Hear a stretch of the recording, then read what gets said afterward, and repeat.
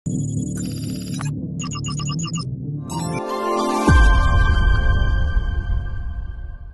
কোনো কন্টেন্ট আপনাকে কোনো ধরনের বাই সেল সিগন্যাল বা পরামর্শ প্রদান করবে না। এজন্য স্টক সাপোর্টার টিম আপনার কোনো ধরনের ফিনান্সিয়াল লসের জন্য লায়াবল না। ধন্যবাদ। আসসালামু আলাইকুম ভিউয়ার্স, কেমন আছেন? আশা করি সকলেই ভালো আছেন। সকলকে স্বাগত জানাচ্ছি stock supporter presents daily market index আপডেটে।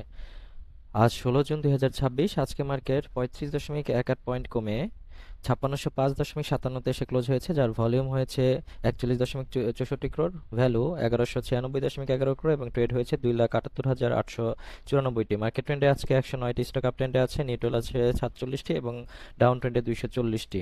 Market sentiment bullish.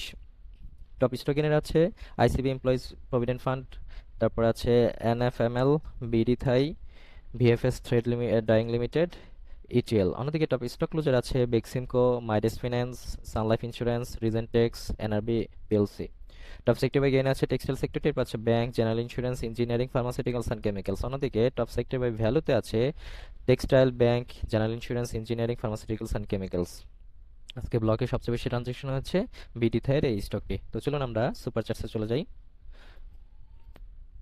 সুপার চার্টসে আমরা দেখছি আমাদের গত দিনের লেআউটটি লোড করা আছে। তো এটা একটু বড় করে দেখছি।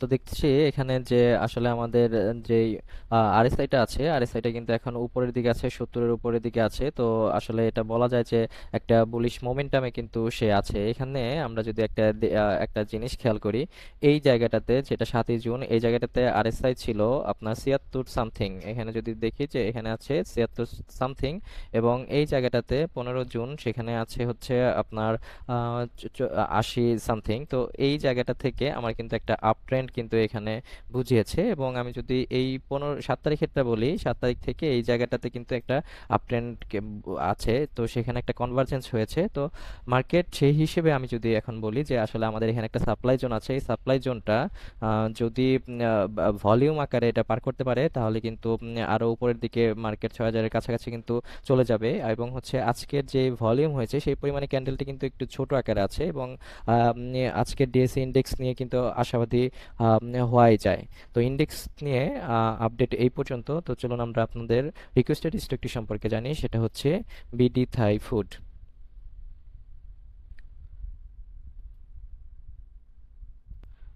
বিডি থাই ফুড, সেখানে আমরা যদি প্রথমে আরএসআইটা নিয়ে কথা বলি, সে আরএসআইটা আমরা একটু আগে ডিএসই ইন্ডেক্স যেটা দেখলাম, সেখানে হচ্ছে আমার যদি প্রাইস এখানে ছিল 79 সামথিং, এবং প্রাইস ছিল হচ্ছে 26 টাকা। আমরা এটা একটু দেখি, এখানে আছে 79 সামথিং এবং হচ্ছে প্রাইস হচ্ছে 26 টাকার এখানে। এবং আজকে যেখানে দেখছি যে আমার প্রাইস আছে হলো 78, এবং প্রাইস সরি আরএসআইটা আছে 78 কিন্তু প্রাইস কত 30।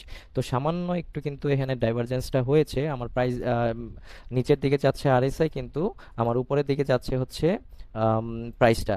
তো সেখানে একটু ডাইভারজেন্সটা হয়েছে। আপনারা এখানে একটু সতর্কতা অবলম্বন করবেন আশা করি। তো আসলে আলটিমেটলি এই জায়গাটাতে যেখানে দেখছি যে আসলে এই জায়গাটাতে আমাদের এখানে একটা লোয়ার লো, এখানে একটা হায়ার লো, এখানে একটা হায়ার লো, এখানে একটা হায়ার লো, এরকম করে কিন্তু হায়ার লো করে কিন্তু এখানে সে আগাচ্ছে, এবং হচ্ছে একটা বুলিশ আপট্রেন্ড কিন্তু এখানে বোঝা যাচ্ছে। তো এই সমস্ত জিনিসটাই আপনারা যেহেতু আমাদের এখানে রিকোয়েস্ট করেছেন যে আসলে এখন কিভাবে ট্রেড করা যাবে বা আসলে এটা কতক্ষণ হোল্ড করা যাবে, সেই হিসেবে আমি যদি আপনাদের একটু সাজেশন দেওয়ার চেষ্টা করি, এটা অবশ্যই এডুকেশনাল পারপাসে হবে। এটা আপনারা নিজেদের মতো ট্রেড ডিসিশন নেবেন। আমরা যদি এই জায়গাটুকুতে একটু খেয়াল করি, এই জায়গাটুকুতে যদি একটু খেয়াল করি, দেখেন এখানে আমাদের হচ্ছে আম, আমি এখানে একটু কাজ করছি, একটু লাইন লাইন চার্টে দিলাম, বা লাইন চার্টে যদি না থাকে আমি একটু আঁকাআঁকি করতেছি যে এই জায়গাটা একটা বাধাপ্রাপ্ত হয়ে এখানে আমাদের মিডলে একটা সাপোর্ট নিয়ে আবার কিন্তু সে নিচে এসেছে, এবং উপরে একটা রেজিস্ট্যান্স, এরকম এরকম করে কিন্তু উপরের দিকেই কিন্তু সে যাচ্ছে। এবং বর্তমানে কিন্তু সে, আমি যদি একটু জুম করি যে আমাদের উপরের যে বারটা আছে বা রেজিস্ট্যান্সটা আছে, ডাইনামিক যে রেজিস্ট্যান্সটা আছে, সেখানে কিন্তু সে একটু বাধাপ্রাপ্ত হয়েছে। তো এইখানে এবং হচ্ছে আরএসআইটা যেহেতু আমাদের একটা ডাইভারজেন্স দেখিয়েছে, তাহলে সেক্ষেত্রে কিন্তু আমাদের সতর্ক থাকা উচিত যে আসলে এখানে আমি আবার নতুন করে এন্ট্রি নিব কি নিব না।